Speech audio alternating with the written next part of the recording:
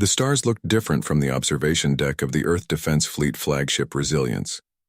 Commander Jack Davis had spent 43 years on Earth before joining the space program, and even after 5 years serving as the fleet's commander, he still found himself amazed by the endless void that surrounded their small blue planet. Today, however, the beauty of space was overshadowed by fear. "Commander," a voice called from behind him. "They're approaching the outer defense perimeter." Davis turned to see Lieutenant Emma Wilson standing at attention, her usual confident expression replaced by barely hidden concern. "How many?" Davis asked, though he already knew the answer. The alien fleet had been detected 3 days ago, and Earth's long-range scanners had been counting ships ever since. 30 capital ships, sir. Over 200 support vessels." Wilson's voice remained steady despite the implications. Earth's combined defense fleet consisted of only 43 ships, hastily built after humans had discovered faster-than-light travel just 20 years ago. Davis nodded and followed Wilson to the bridge. The command center buzzed with controlled tension as officers monitored their stations and prepared for what might be humanity's last stand. "Put the approaching fleet on the main screen," Davis ordered as he settled into his command chair. The view screen flickered to life, showing the vast armada of the Galactic Empire. Their ships were sleek and predatory, clearly designed by beings who had mastered space travel thousands of years before humans had even invented the wheel. "Open a channel to all Earth vessels," Davis said, "and get me a secure line to the Defense Council." As Wilson carried out his orders, Davis studied the alien ships. The Empire had made contact with Earth just 6 months ago, when a single diplomatic vessel had entered the solar system. The aliens called themselves the Galactic Empire, a coalition of 27 species that had ruled this arm of the galaxy for over 10,000 years. The main screen split to show Admiral Thomas, the head of the Earth Defense Council. "They're earlier than we expected, Commander," Thomas said without preamble. "Yes, sir. Their engines must be more advanced than our initial estimates." Thomas's face was grim. "Has there been any communication from them?" "Not yet, but—" Davis began, only to be interrupted by his communications officer. "Sir, we're receiving a transmission from the lead vessel of the alien fleet." Davis exchanged a look with Admiral Thomas. "Put it through on both feeds."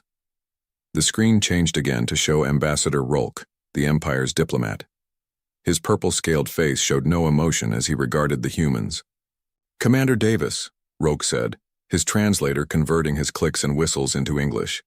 "I trust you have considered the Empire's generous offer." Davis straightened in his chair. "Ambassador, we have transmitted our response to your proposal. Earth will not surrender its sovereignty to the Empire." Rolk's head tilted slightly. "Then I must inform you that the Council of Elders has declared your species to be a potential threat to galactic stability. Your rapid technological advancement from primitive tools to faster-than-light travel in less than 10,000 years is unprecedented and concerning." "We call it innovation, Ambassador," Davis replied. "It's a human trait." "It is dangerous," Rolk stated flatly. "Species that develop too quickly do not learn the necessary restraint to wield advanced technology responsibly. The Empire has governed this sector for millennia by carefully managing technological advancement." Admiral Thomas spoke up from his feed. "And yet you refuse to share that technology with us unless we submit to Imperial rule." "Correct," Rolk said. "You must understand your place in the Galactic Order before you can be trusted with such knowledge." Davis leaned forward. "Ambassador, humans have a long history of resisting those who demand our submission. We would prefer peaceful relations with the Empire, but we will defend our freedom." Rolk's expression remained unchanged. "Your preference is noted but irrelevant. You have 1 Earth hour to reconsider. After that, the Imperial fleet will demonstrate the consequences of defiance." The transmission ended abruptly. "Well, that was predictable," Thomas sighed. "Are all ships in position, Commander?" Davis checked the tactical display. "Yes, sir, though I don't think our current formation will hold against their numbers." "It doesn't need to," Thomas reminded him. "It just needs to buy us enough time to implement Protocol Omega." Davis nodded, though the thought of their last resort plan made his stomach tighten. Protocol Omega wasn't a conventional military strategy. It was something entirely new, developed in secret by Earth's best scientists and strategists after they realized they couldn't match the Empire's military might. Speaking of which, Thomas continued, is the package ready? Yes, sir. All ships. Have it loaded and ready for simultaneous broadcast. Good. Thomas's expression grew solemn. Commander Davis, you understand that if this fails, humanity will likely face extinction or subjugation. Every human will either die or live as a second-class citizen under Imperial rule for generations. I understand, sir. Then I am officially authorizing the use of Protocol Omega. May God help us all. The Admiral's feed went dark. Davis took a deep breath and turned to his crew. Signal all ships, battle stations. Prepare Protocol Omega for deployment on my mark. The bridge erupted into action as officers rushed to comply. Warning klaxons sounded throughout the ship as crew members hurried to their posts. Lieutenant Wilson approached Davis. Sir, preliminary scans of the Imperial fleet show their weapons are powering up. They're not waiting for the hour to expire. Typical, Davis muttered. They never intended to give us time to reconsider. They just wanted to see if we'd panic and surrender immediately. Wilson hesitated before asking, Are we sure about Protocol Omega, sir? It's never been tested against alien technology. No, Davis admitted. We're not sure, but it's the only card we have left to play. The tactical officer's voice cut through the bridge. Imperial ships are moving into attack formation. They're targeting our largest vessels first. Davis stood and faced the view screen. The vast alien armada was spreading out, surrounding Earth's much smaller fleet in a classic encirclement maneuver. All ships, maintain position, he ordered. Do not fire unless fired upon. Sir, Wilson said quietly. The scientists who developed Protocol Omega estimated only a 30% chance of success. Davis nodded. I know. But even a small chance is better than none. The first energy beams from the Imperial ship streaked across space, striking 2 Earth vessels at the edge of the formation. The ship's shields flared and failed almost instantly, their hulls breaching in multiple places. Casualties reported on the Defender and Guardian, the tactical officer announced. Their life support systems are failing. Davis clenched his jaw. Send rescue shuttles and open a channel to all Earth vessels. When the communications officer nodded, he continued, All ships, this is Commander Davis, commence Protocol Omega. I repeat, commence Protocol Omega. Throughout the Earth fleet, communications officers executed the same command. Instead of returning fire with conventional weapons, every human ship activated a special broadcasting array aimed directly at the Imperial fleet. Davis watched the view screen as the Imperial ships continued their advance. In moments, they would be in range to destroy the resilience and most of Earth's remaining fleet. Protocol Omega active, sir, Wilson reported. Transmitting now. Davis nodded grimly. Now we find out if we understand our enemy as well as we think we do. The bridge fell silent as humanity's last hope, not a weapon but a message, streaked across the void toward the approaching armada. And if we're wrong? Wilson whispered. Davis kept his eyes fixed on the view screen and the overwhelming force arrayed against them. Then the history of humanity ends today. High Commander Trell stood on the command deck of the Imperial flagship Inevitable Victory, watching with satisfaction as his ship surrounded the primitive human vessels. His tall, slender form towered over the other officers, his gray skin gleaming under the soft blue lights of the bridge. The humans are not responding to our final warning, High Commander, said Officer Kell, Trell's second-in-command. Unlike Trell, Kell came from one of the Empire's newer member species with 4 arms and eyes that could see across multiple light spectrums. As expected, Trell replied, his voice calm and measured. These humans are an anomaly in our records. They developed from primitive tool users to space travelers in less than 10,000 years. The Council of Elders views them as unstable and dangerous. Kell nodded in agreement. Their history shows constant conflict among themselves. If they bring such behavior into the broader galaxy, Precisely why we must either control them or eliminate them, Trell concluded. He turned to the weapons officer. Begin the attack sequence. Target their largest vessels first. The Imperial ships fired in perfect unison, energy beams cutting through space toward Earth's fleet.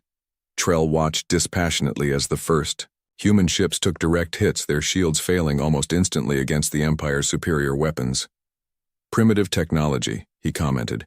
Their shields cannot even withstand our lowest power settings. What puzzled him, however, was the humans' response, or rather, their lack of one.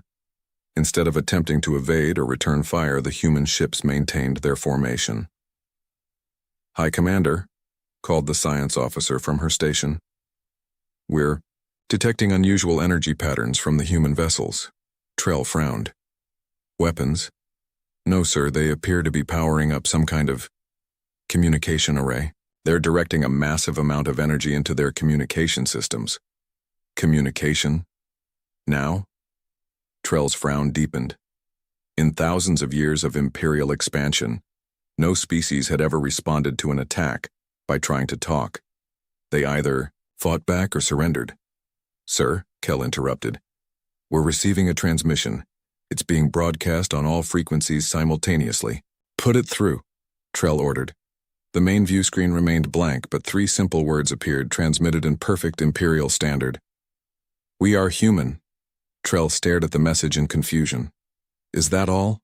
Before anyone could answer, the message began appearing on every screen throughout the bridge. The navigation console, the weapons control station, the environmental systems, all displayed the same 3 words. "Shut it down," Trell commanded as alarms began to sound across the bridge. "How are they accessing our systems?" The crew worked frantically at their stations, but the message continued to spread. Combat systems failed, navigation went offline, life support flickered. "High Commander," the science officer called, her voice rising with concern. "There's some kind of information package attached to the transmission. It's bypassing our firewalls and downloading directly into our central database." "Isolate the main computer," Trell ordered. "Cut all connections to the fleet network." "It's too late," Kell reported. "The package has already spread to every ship in the fleet, and it's—" He hesitated, his 4 hands moving rapidly over his console. "It's connecting to our neural interfaces. Every member of the Imperial fleet wore a neural implant that connected them to their ships and to each other. It was how the Empire maintained perfect coordination among its vast forces. But now, those same implants were becoming a vulnerability. Disconnect all neural interfaces immediately," Trell commanded, reaching up to deactivate his own implant. But before he could touch it, information began flooding into his mind. Images, sounds, emotions, history, human history. Back on the Earth, flagship Resilience, Commander Davis watched as the Imperial advance halted. The alien ships stopped firing, hanging motionless in space like a swarm of deadly insects suddenly frozen in time. "It's working," Lieutenant Wilson whispered from her station.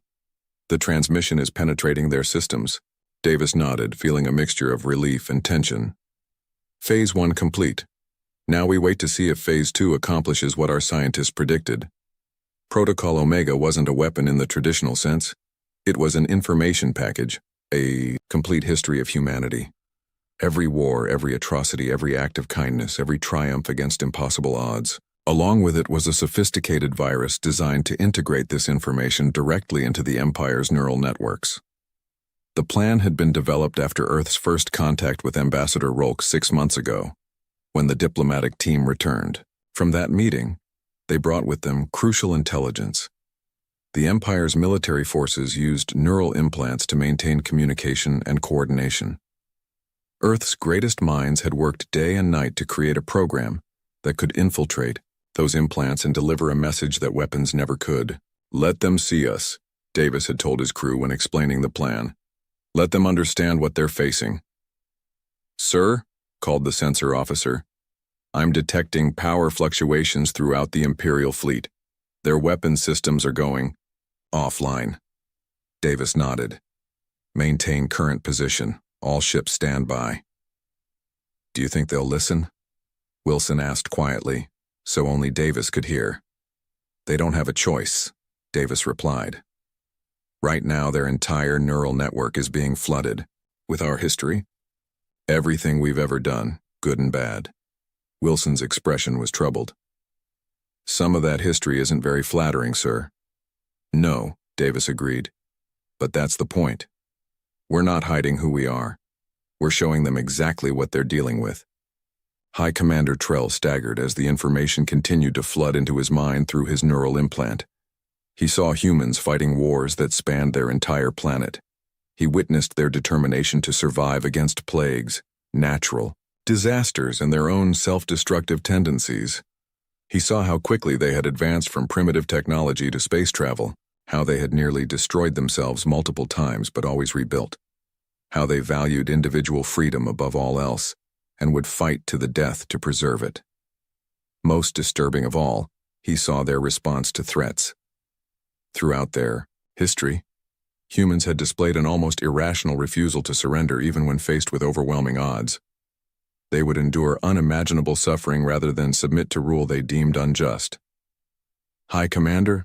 Kell's voice seemed to come from far away. We must retreat. Our systems are compromised, and this information, it's affecting the crew.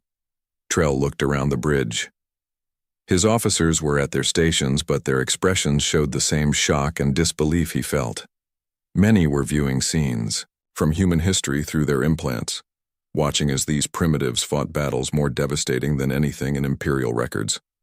The Imperial database contained information on thousands of species. Most had been easy to conquer or assimilate. Others had required more forceful subjugation. But none had ever shown the combination of traits that humans possessed. Their adaptability, their tenacity, their willingness to die for abstract concepts like freedom. This species doesn't surrender, Trell murmured, even when victory is impossible.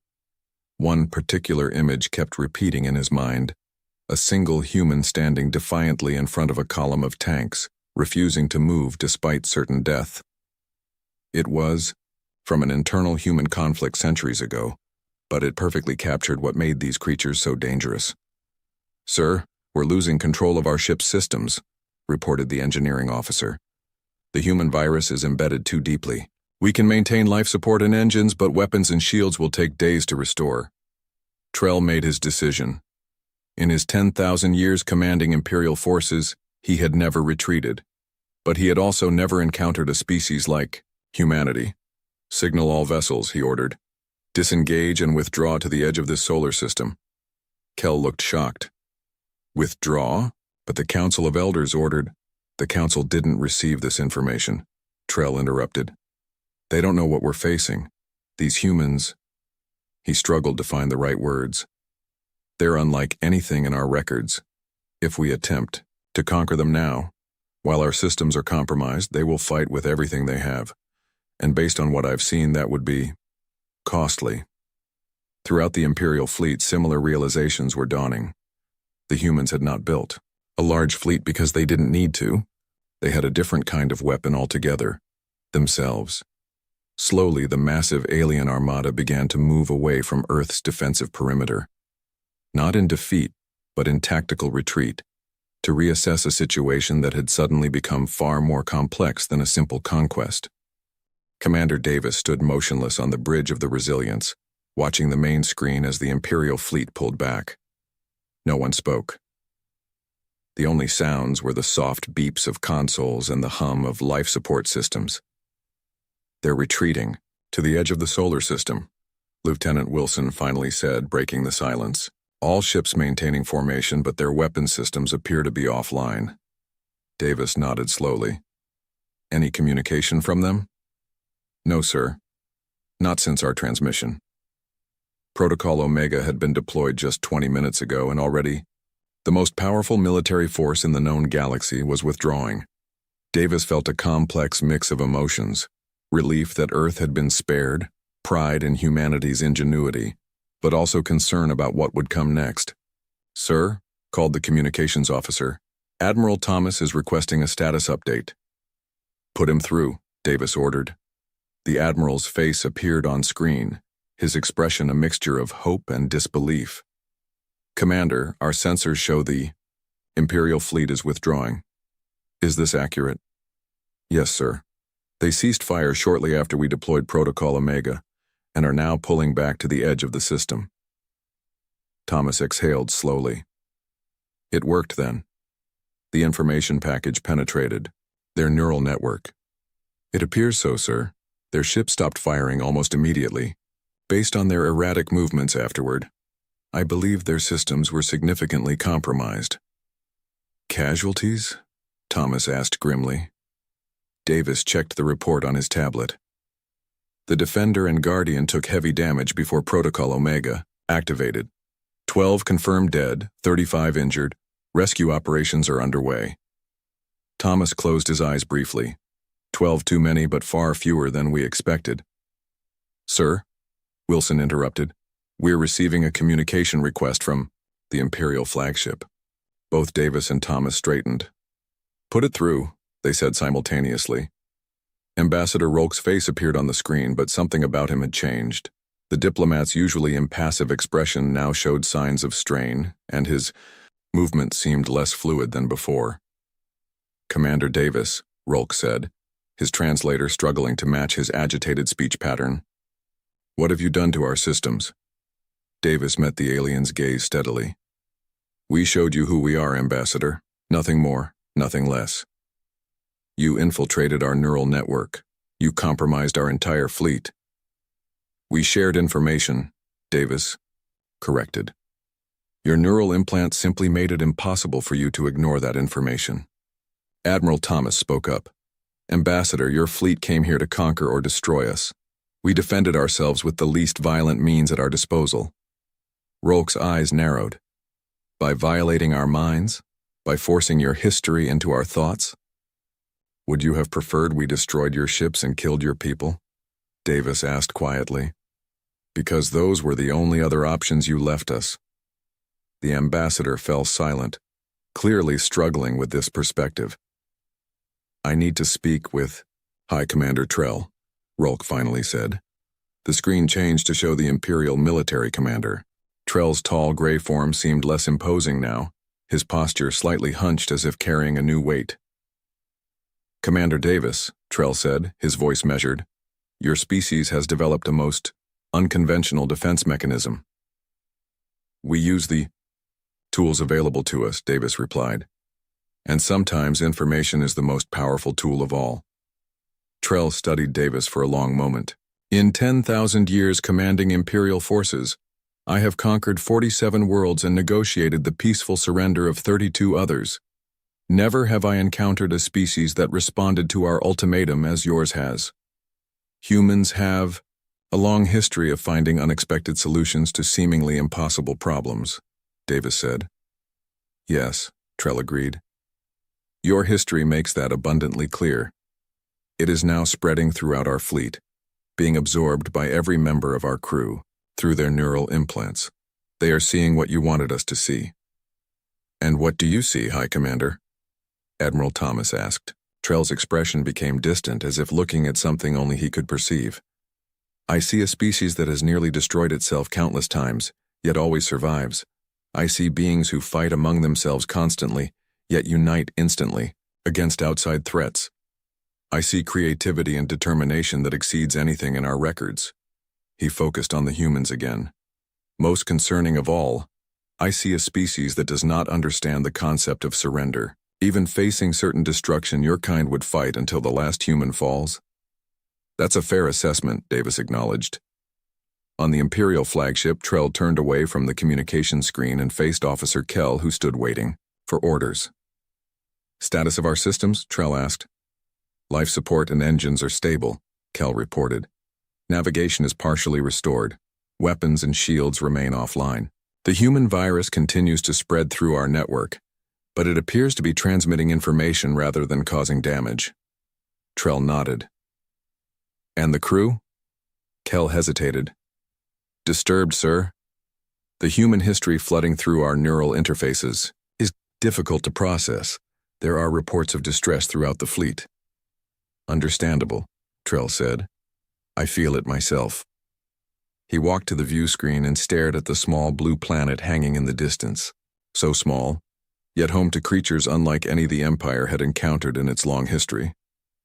The human information package contained more than just their wars and conflicts. It showed their art, their music, their literature, a creativity that bordered on chaotic. It showed their scientific discoveries, advancing in decades what had taken other species centuries. It showed their values, their beliefs, their unshakable conviction that freedom was worth any price. Most imperial species had evolved slowly, developing technology over hundreds of thousands of years, learning restraint and caution along the way. Humans had exploded from primitive beings to space travelers in an evolutionary blink of an eye. "They're dangerous," Kel said quietly, joining Trell at the view screen. "Yes," Trell agreed, "but not in the way we expected." One image from the human package kept returning to Trell's mind. A small group of humans standing against a vastly larger force, knowing they would die, but refusing to yield. This pattern repeated throughout their history, at places called Thermopylae, the Alamo, Masada. The Empire had always succeeded through overwhelming force or the threat of it. But what happens when such threats mean nothing to the species you're facing? "Sir," said the communications officer, "Ambassador Rolk is requesting instructions. The Council of Elders will expect a report soon." Trell turned from the view screen. "Tell the ambassador to inform the Council that we are reassessing the situation. The humans have deployed an unexpected defensive measure that requires careful analysis." "And our actual plan, sir?" Kel asked once the communications officer had moved away. Trell lowered his voice. "We maintain position at the edge of this system while our technical teams work to purge the human virus from our networks. Once our weapons are back online, we will have options. And if the virus cannot be purged, then we face a more difficult decision." Trell looked back at the distant Earth. The Empire cannot afford a war of attrition with a species like this. One, the cost would be prohibitive. On the Resilience, Davis and his crew monitored the Imperial fleet's position at the edge of the solar system. "They're maintaining distance but not leaving," Wilson noted. "Their systems must still be compromised." Davis nodded. "They're buying time, trying to regain control of their technology." "Will they attack again once they do?" she asked. "Maybe," Davis said, "but I don't think so. Protocol Omega wasn't just about disabling their ships temporarily. It was about making them understand exactly what they're facing." Wilson looked at the tactical display showing the vastly larger Imperial fleet. "But they still outnumber us. Their technology is still superior." "Numbers and technology aren't everything," Davis replied.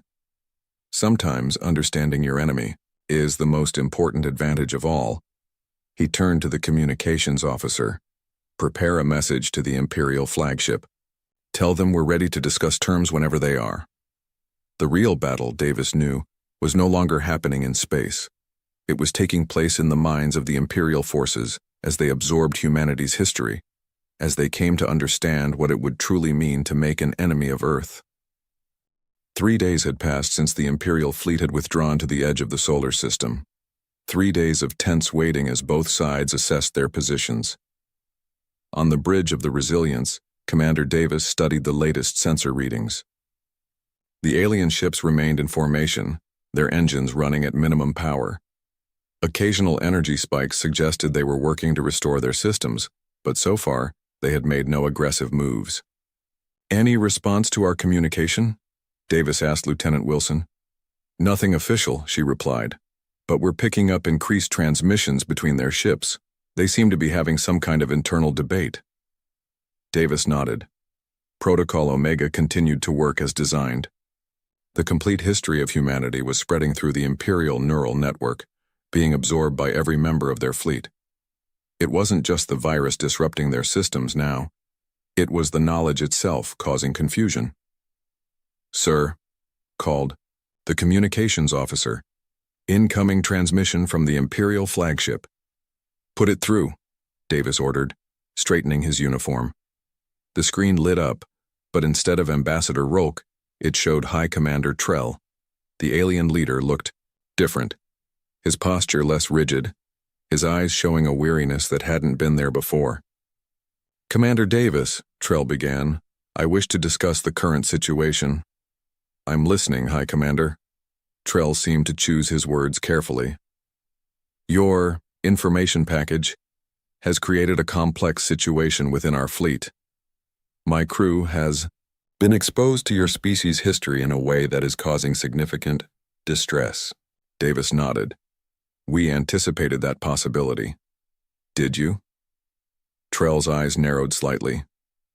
Then you understand that forcing such knowledge upon us could be considered an act of aggression. We consider it an act of self-defense, Davis countered. You came to conquer us. We showed you why that would be more difficult than you expected. Trell was silent for a moment. I have commanded Imperial forces for 10,000 years, Commander. In that time, I have encountered hundreds of species.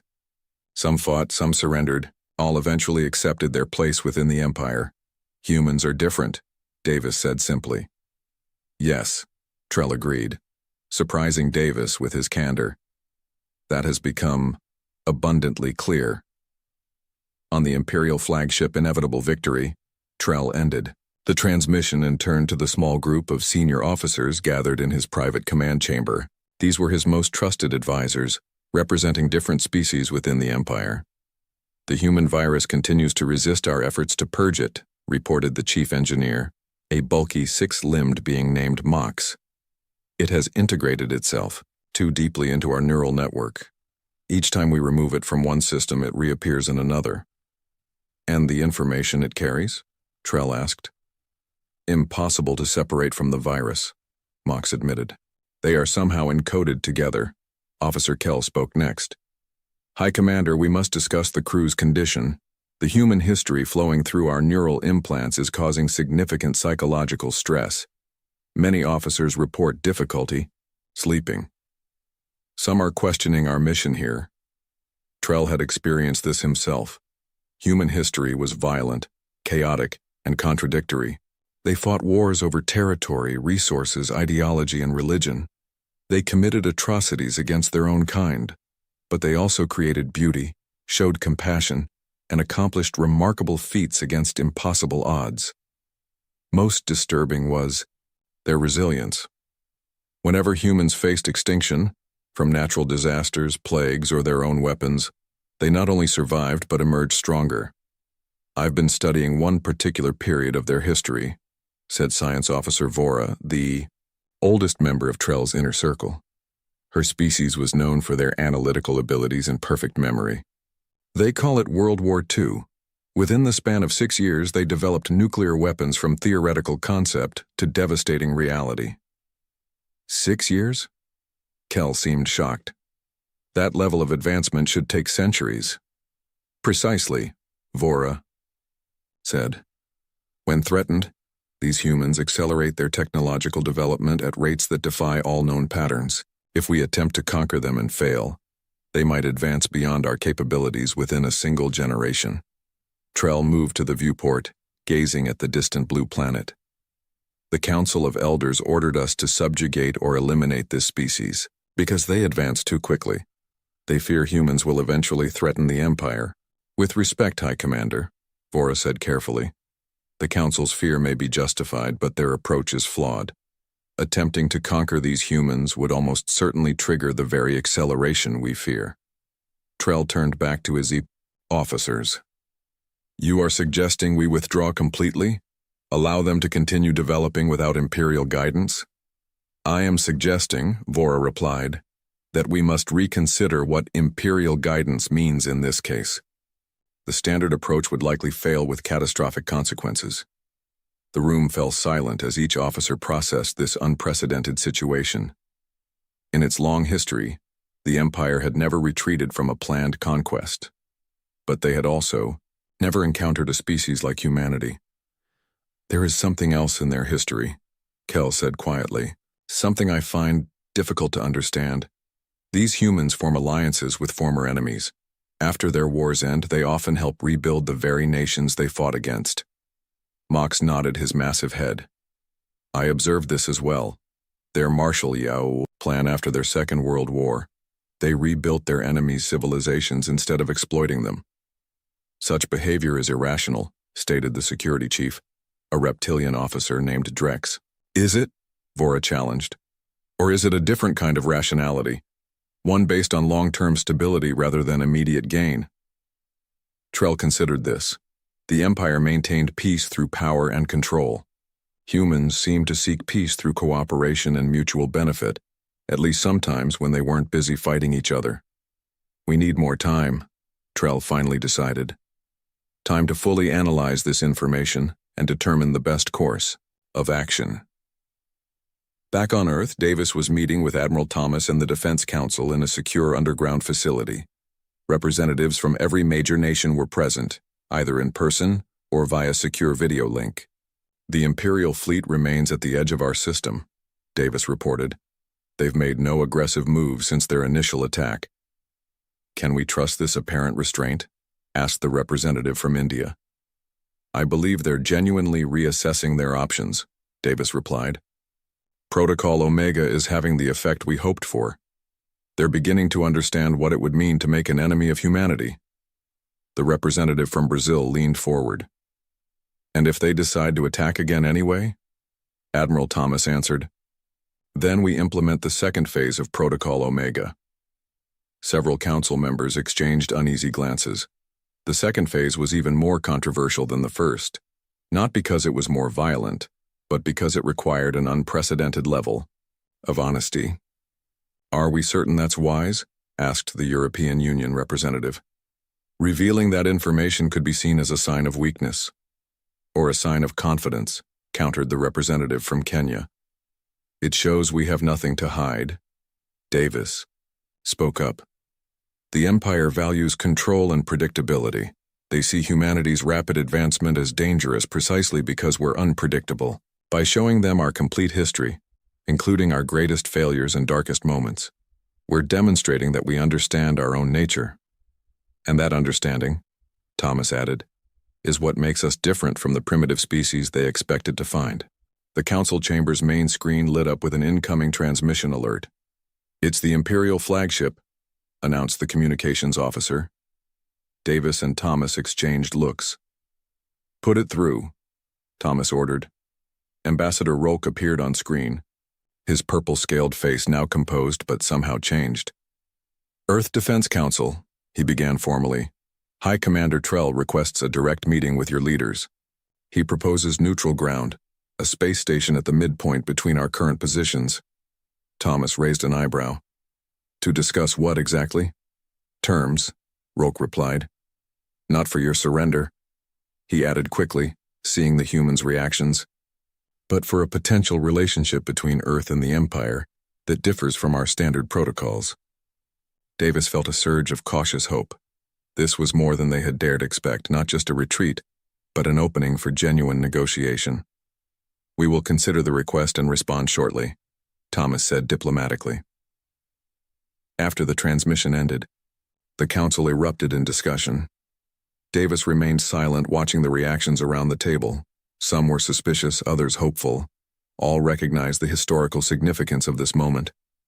Finally, Thomas called for order. We have shown them who we are, he said. Now they must decide what to do with that knowledge. And if they decide we're too dangerous to allow our continued independence? Asked the Chinese representative. Davis answered, then they'll learn that knowing who we are is just the beginning. They still have to discover what we're capable of. The space station hung in the void between Earth and the Imperial fleet, a small neutral ground hastily constructed for this historic meeting.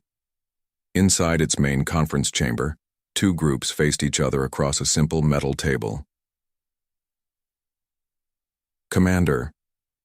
Davis sat with Admiral Thomas and 3 members of Earth's Defense Council. Opposite them were High Commander Trell, Ambassador Rolk, and 2 other Imperial officials. The tension in the room was palpable. Thank you for agreeing to this meeting, Trell began formally. The situation between our civilizations has taken an unexpected turn. Indeed, Admiral Thomas replied, though I suspect it was more unexpected for you than for us. Trell's expression remained neutral, but Davis noticed a subtle change in his posture. The Imperial commander had spent the past week absorbing human history through his neural implant. That knowledge had clearly affected him. Your Protocol Omega, Trell said, was an innovative defense strategy. Rather than meeting our weapons with your own, you chose to show us who you are. We used the tools available to us, Davis responded. Yes, Trell agreed. But in doing so, you've created a complex situation. Your history, your nature, is now known to our entire fleet. It cannot be unknown. Ambassador Rolk spoke next, his translator converting his clicks and whistles into smooth English. The Council of Elders ordered us to either bring Earth under Imperial control or eliminate your species entirely. They feared your rapid technological advancement and unpredictable behavior. And now? Thomas asked. Trell and Rolk exchanged glances. Now, Trell said carefully, we must reconsider our approach. Your history reveals patterns that concern us. What specifically concerns you, High Commander? Davis asked, though he already suspected the answer. Your species fights, Trell stated. You fight constantly, over resources, territory, ideology. You've brought yourselves to the brink of extinction multiple times. True, Thomas acknowledged. Yet you also create. You build. You help enemies after defeating them. You sacrifice for abstract principles. Trell leaned forward slightly. Most concerning of all, when threatened with extinction, you do not surrender. You fight harder. You innovate faster. You overcome odds that should be impossible. Davis nodded. That's an accurate assessment of human nature. The Empire has encountered thousands of species, Rolk explained. We classify them, understand their patterns, and integrate them accordingly. But your species defies classification. You are predictably unpredictable. Which brings us to our current situation, Trell continued. The Empire cannot afford a protracted conflict with Earth. Based on your history, attempting to conquer you would likely trigger an acceleration in your development that could ultimately threaten the Empire itself. The human delegates exchanged glances. This was precisely what they had hoped Protocol Omega would achieve, making the Empire understand that conquering Earth would be too costly even for them. What are you proposing, High Commander? Thomas asked. A relationship unlike any the Empire has established before, Trell replied. Not conquest, not subjugation, something new. As the negotiations continued, Lieutenant Wilson waited nervously on the Resilience, monitoring communications from the space station. If the talks failed, she would be responsible for implementing the second phase of Protocol Omega. Any update? Asked the tactical officer, voicing what everyone on the bridge was thinking. Wilson shook her head. Still talking. That's a good sign. The bridge crew remained at their stations, tense but hopeful. The entire fleet was on high alert, ready to act if the Imperial ships made any threatening moves. Do you think they'll really leave us alone? The communications officer asked quietly. I don't know, Wilson admitted. But Commander Davis believed Protocol Omega would work. He said once they truly understood us, they'd realize the cost of making us their enemy. The tactical display showed the Imperial fleet still maintaining position at the edge of the solar system. Their weapons remained offline, not from the virus anymore, but by choice. It was a sign of good faith during the negotiations. Wilson thought about the information package they had sent to the aliens, humanity's complete history, unfiltered and honest, their greatest achievements alongside their darkest moments, their capacity for cruelty matched by their capacity for compassion, their stubborn refusal to surrender, even when faced with impossible odds. It was a gamble, she murmured, showing them everything about us, good and bad. But that's what made it work, the tactical officer replied. We didn't just show them our strength. We showed them who we are. In the space station conference room, the negotiations had reached a critical point. The Council of Elders will not easily accept this arrangement, Rolk warned. In 10,000 years, no species has been granted the status you are requesting. Then perhaps it's time for the Empire to evolve, Thomas suggested, just as all successful civilizations must. Trell's expression remained unreadable, but Davis could sense his internal conflict. The Imperial commander was caught between his duty to the Empire and the new understanding he had gained of humanity. There is one more matter to discuss, Trell said after a pause. Your ship. Davis raised an eyebrow. Which ship? The one you call Resilience, Trell clarified. In our language, its name translates closer to dangerous ship. We initially thought this referred to its weapons capabilities, but now we understand it refers to something else entirely. Thomas nodded. The name represents a quality our species values. The ability to recover from difficulties, to adapt and overcome challenges. Yes, Trell said.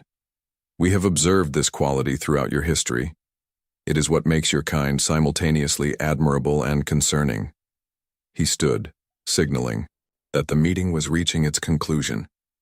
I will recommend to the Council of Elders that Earth be classified as a sovereign territory, outside normal imperial protocols.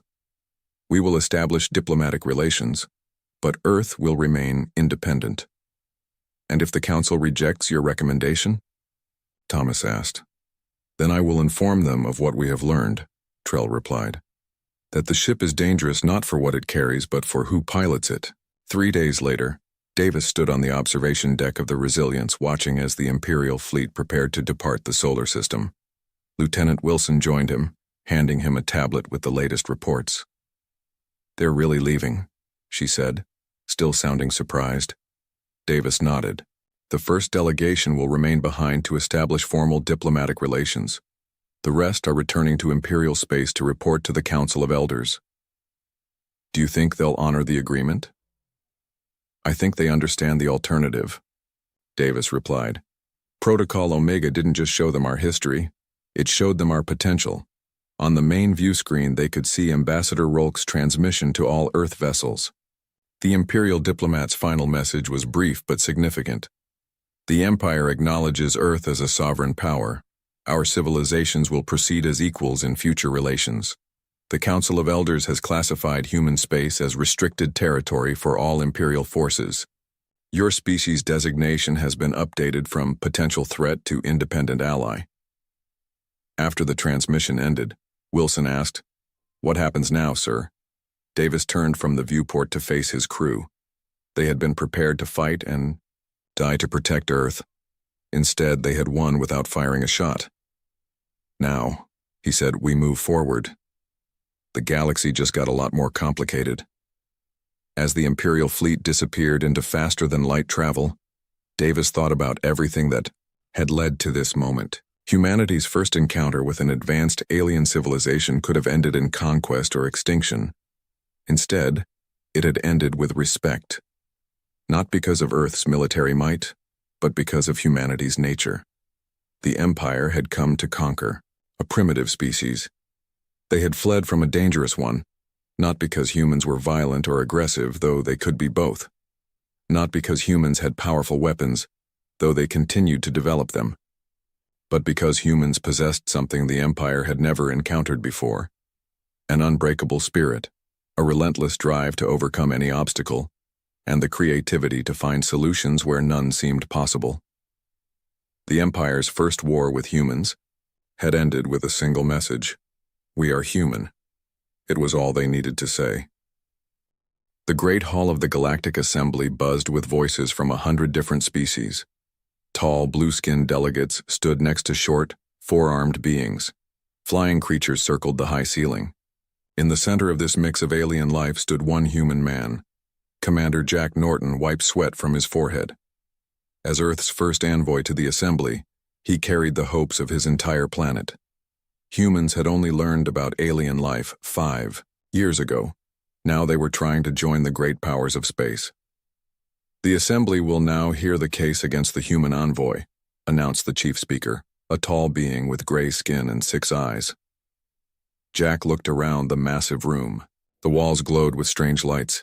The ceiling seemed miles high. Everything here made him feel small and out of place. I have done nothing wrong, Jack said firmly. His voice sounded too loud in his own ears. Earth seeks peace with all species. An angry voice cut through the hall. Lies. The word came from Delegate Mox, a reptile-like alien with scales that changed color with his mood.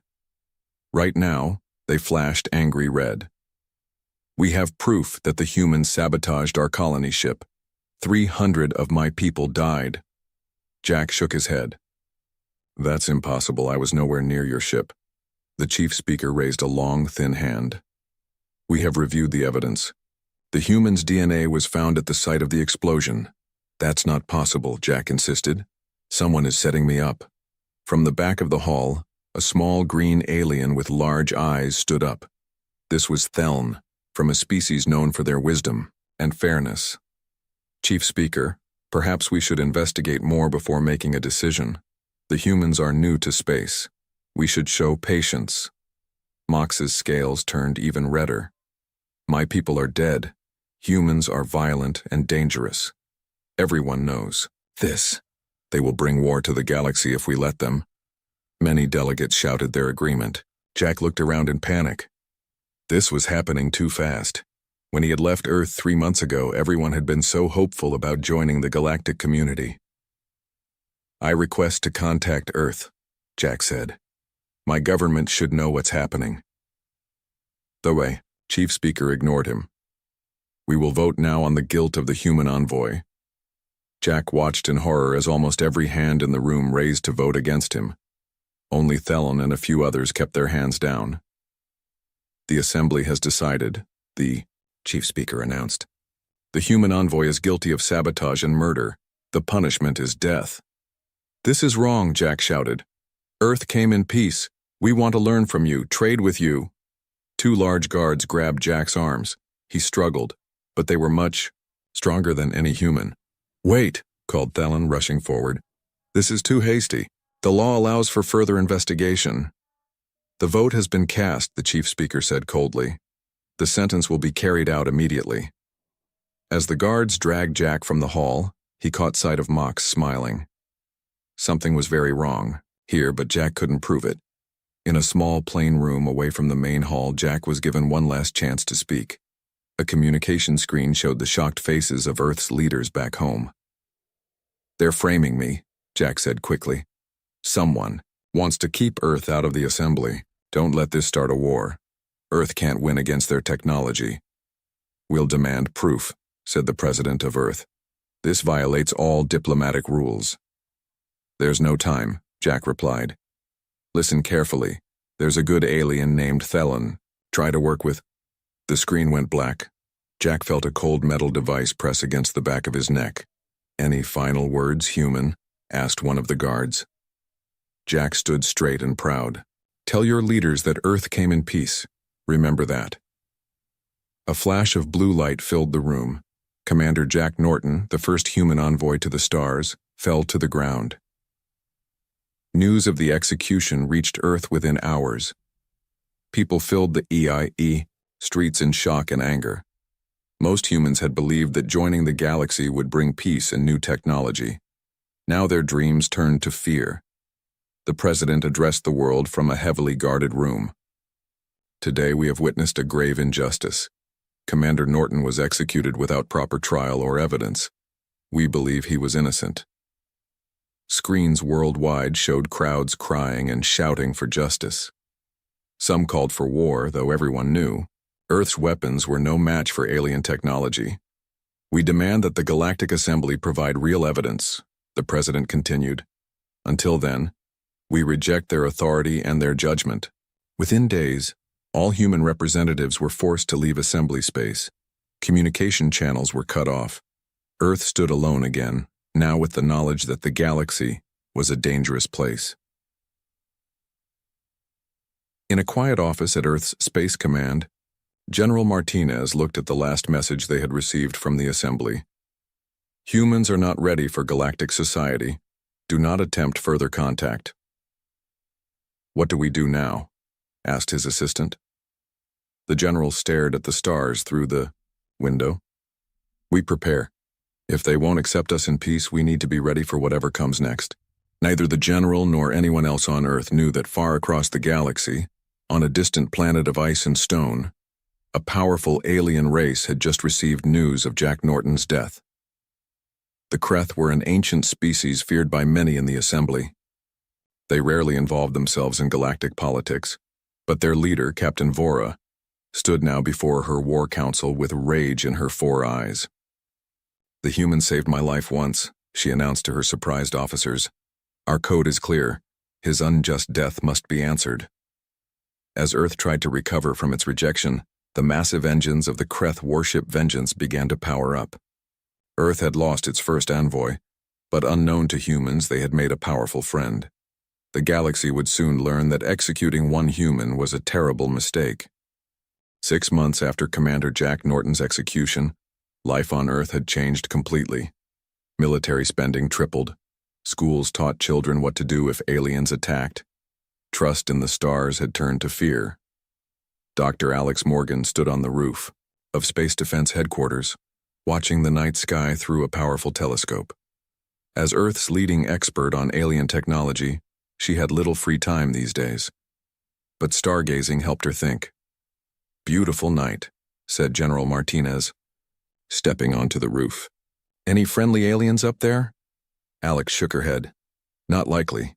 The assembly made it clear they don't want to talk to us." "Their loss," the general said, but his voice lacked confidence. Suddenly, Alex's phone buzzed with an emergency alert. At the same moment, the general's radio crackled to life. "Sir, massive object entering Earth's orbit. It's bigger than anything we've ever seen." The general grabbed Alex's arm. "We need you downstairs now." In the command center, dozens of screens showed the same image, a massive ship entering Earth's orbit. It was at least 5 miles long, shaped like a spear with strange glowing patterns along its hull. "What are we looking at, Doctor?" the general asked. Alex studied the readings with growing concern. "Based on the designs from assembly records, this is a Kreth warship." The room fell silent. Everyone knew about the Kreth. Before cutting communications, the assembly had shared information about major species. The Kreth were ancient warriors with technology far beyond Earth's understanding. "Why would they come here?" someone whispered. The answer came minutes later when every screen, phone, and computer on Earth displayed the same message. A tall, four-eyed alien appeared. Its skin was dark gray with ridge-like patterns. When it spoke, its voice sounded like stones grinding together. "People of Earth, I am Captain Vora of the Kreth warship Vengeance. We have come concerning the unjust execution of your envoy, Jack Norton." Alex's heart raced. "The Kreth knew about Norton?" the alien continued. "The Galactic Assembly has committed a grave dishonor. Jack Norton saved my life 3 years ago when your planet first discovered our existence. He showed me humanity's true nature. His execution without proper trial violates the ancient codes of justice." The command center erupted in confused talk. Everyone turned to General Martinez. 3 years ago?" he asked. "That's impossible. We only made official contact with aliens 5 years ago." Alex suddenly remembered something. "Wait, there was an incident 3 years ago. A small craft crashed in the Arctic. The military classified everything about it. Norton was part of the recovery team." On the screens, Captain Vora continued. "We have come to avenge this dishonor. The Assembly has refused our demands for explanation. They will answer for their crimes." The general's face paled. "They're going to attack the Assembly from our orbit. That would make Earth ground zero for an interstellar war." The alien message concluded, "We request one human representative to board our vessel for discussion. We will wait 24 Earth hours for your response." The screen went dark. Immediately, phones began ringing throughout the command center. "The president wants an emergency meeting," an aide told the general, and he specifically requested Dr. Morgan attend. 3 hours later, Alex found herself in a meeting with Earth's top leaders. The discussion had gone in circles. "We can't trust them," argued the defense secretary. "This could be a trick to capture more humans. But if they wanted to harm us, why ask for a meeting?" the president countered. "They could destroy our cities from orbit." All eyes turned to Alex. "Dr. Morgan, you're our expert. What do you think the Kreth really want?" Alex took a deep breath. "From what we know, the Kreth follow strict honor codes. If Norton really did save this Captain Vora, they would feel obligated to avenge his death. But there's something else bothering me. Why would the Assembly frame Norton in the first place? What were they afraid of?" The room fell silent as everyone considered her words. Finally, the president spoke. "We need answers. Dr. Morgan, you understand alien technology better than anyone. Would you be willing to board their ship? Alex felt her heart jump to her throat. She had spent years studying aliens from a safe distance. The idea of actually meeting them terrified her. But she also felt a strange excitement. Yes, sir. I'll go. The next day, a small shuttle carried Alex toward the massive alien warship. Through the window, she could see Earth looking small and vulnerable below. The Kreth ship grew larger as they approached, its surface covered with strange symbols and patterns that seemed to glow from within. Shuttle pilot to base, the pilot said into his radio. We're approaching the alien vessel. They've opened what appears to be a docking bay. Understood, came the reply from Earth. Dr. Morgan, you have full authority to represent Earth. Find out what they really want and why they care about Norton. And be careful. The shuttle landed smoothly in a vast chamber inside the alien ship. Alex put on her breathing mask. Nobody knew if humans could breathe Kreth air, and stepped toward the airlock. Good luck, Doctor, the pilot said. The outer door opened, revealing 3 tall Kreth warriors waiting. Their 4 eyes studied her carefully. Alex forced herself to stand straight despite her fear. I am Dr. Alex Morgan, representing Earth, she said, her voice only slightly shaking. The tallest Kreth stepped forward. I am Captain Vora. You show courage by coming alone. To Alex's surprise, the alien spoke perfect English. More surprising still was what the captain said next. Jack Norton told me humans were brave. I see he was correct. Alex swallowed hard. Captain, my leaders need to understand why you're here. A war with the Assembly could destroy Earth. All 4 of Vora's eyes narrowed. Follow me, human. There is much you do not know about your envoy's death, and about the true nature of the Galactic Assembly.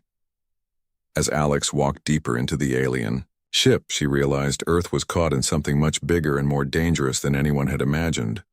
Dr. Alex Morgan followed Captain Vora through the massive alien ship. The corridors were tall and wide, built for the larger Kreth bodies. Strange lights pulsed along the walls, casting everything in a soft blue glow. Your ship is incredible, Alex said, trying to break the tense silence. Our scientists would love to study this technology.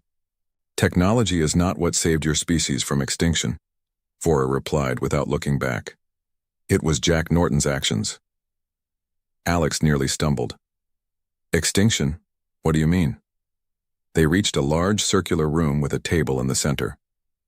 Holographic displays floated in the air, showing star maps and what looked like military formations. Sit, Vora commanded, pointing to a chair that was too big for a human. Alex perched on the edge of it. 3 years ago, Vora began, my scout ship crashed on your planet. I was badly injured. Your military found me, but they did not know what I was, only that I was alien. Alex nodded. The Arctic incident. It was classified.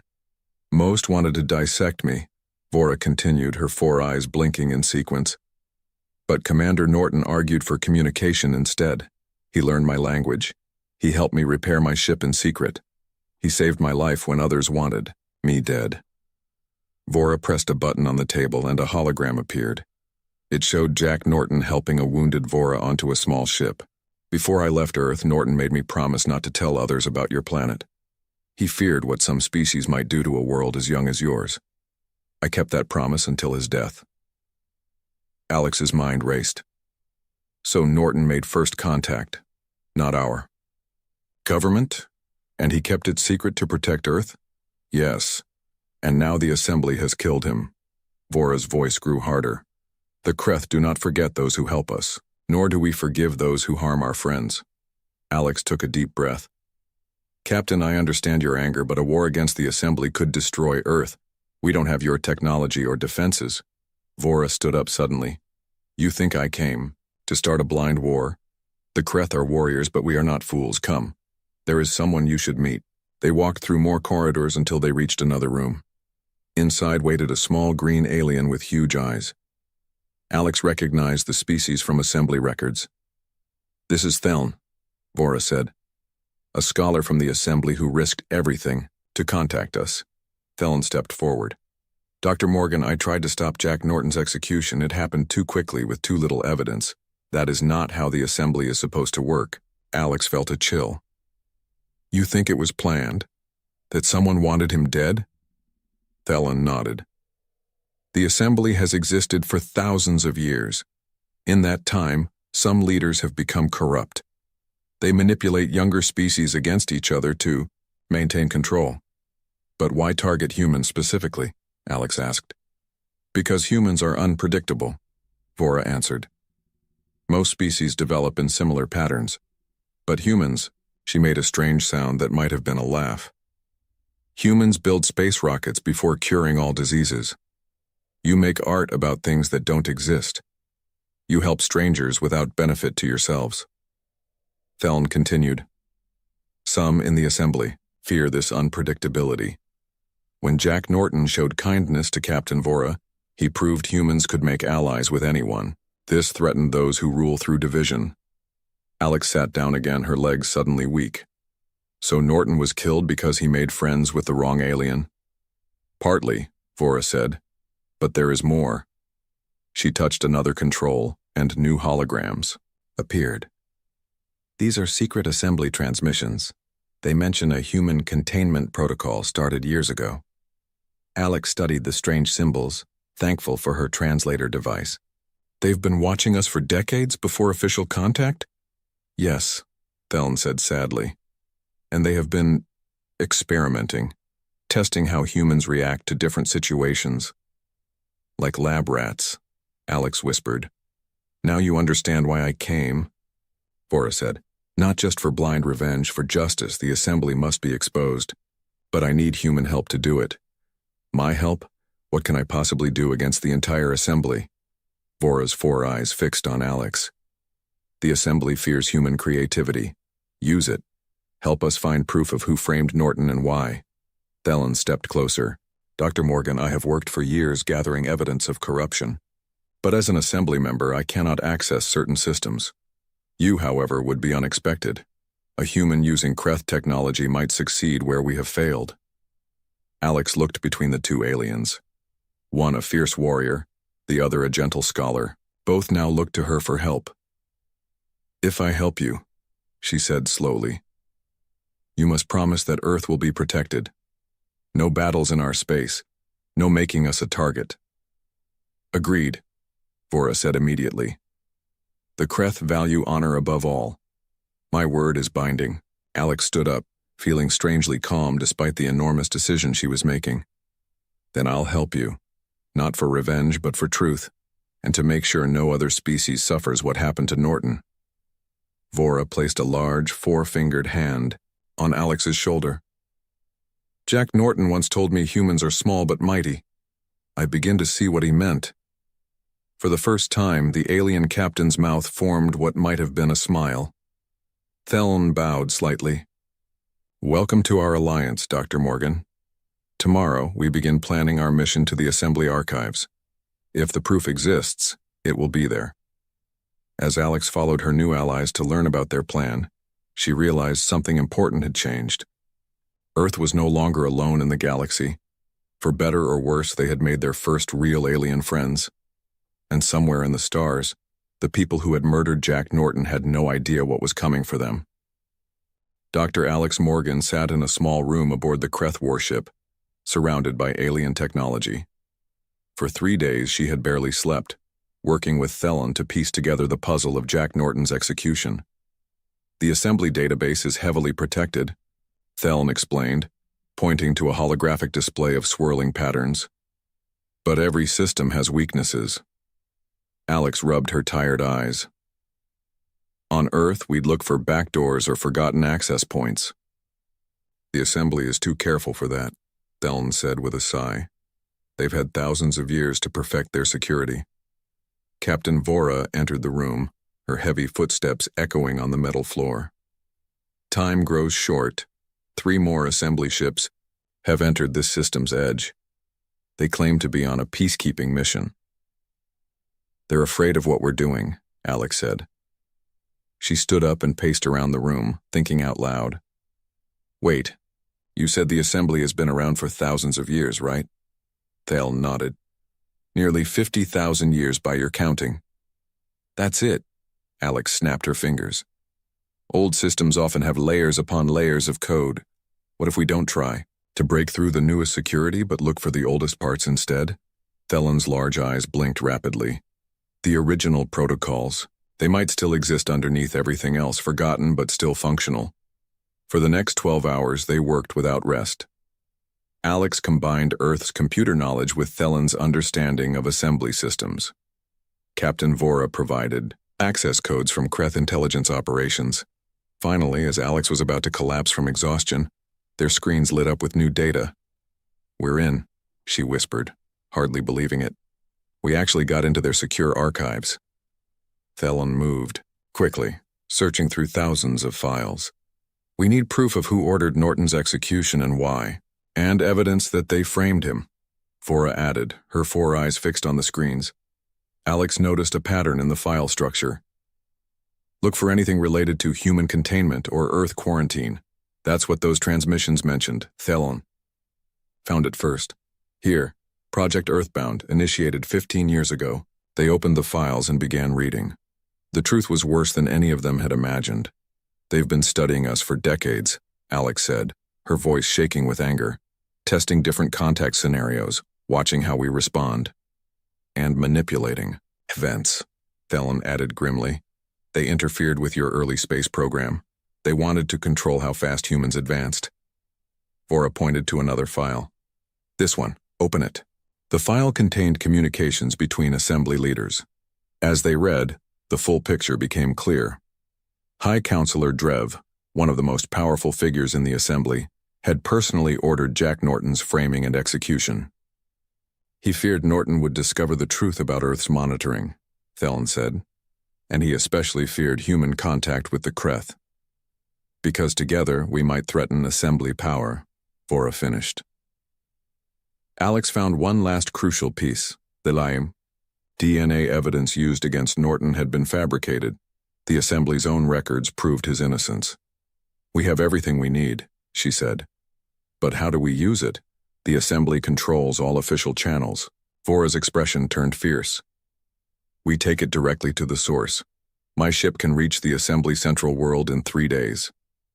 "That's suicide," Alex protested. "They have an entire fleet." "Not suicide," Vora said. "A direct challenge. The old ways still have power, and now we have something more powerful than weapons." "The truth," Thelan said quietly. 2 days later, the Vengeance jumped into faster-than-light travel, heading straight for the heart of the assembly. Alex had sent one final message to Earth explaining their plan. The president had been shocked but ultimately supportive. "Find justice for Norton," he had told her, "but come back alive." Aboard the Kreth ship, Alex worked with the communications team to prepare their evidence for broadcast. Vora had explained her plan. They would force their way into assembly space, but instead of attacking, they would transmit the proof of corruption to every species in the galaxy. "The assembly maintains power through trust," Thelan explained. "If that trust is broken, their control will crumble." As they approached assembly, space alerts sounded throughout the ship. "Defense fleet incoming," a Kreth officer reported. 20 ships, heavy weapons active. Vora stood tall on the command deck. "Begin the transmission. All channels, all languages." Alex held her breath as the massive file began broadcasting.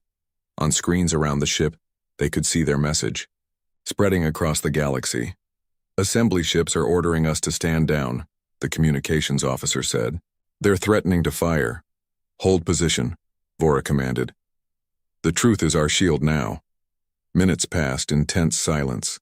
Then something unexpected happened. 3 assembly ships suddenly stopped advancing, then 5 more. Their weapons powered. "Down. They're receiving our transmission," Thelan said excitedly.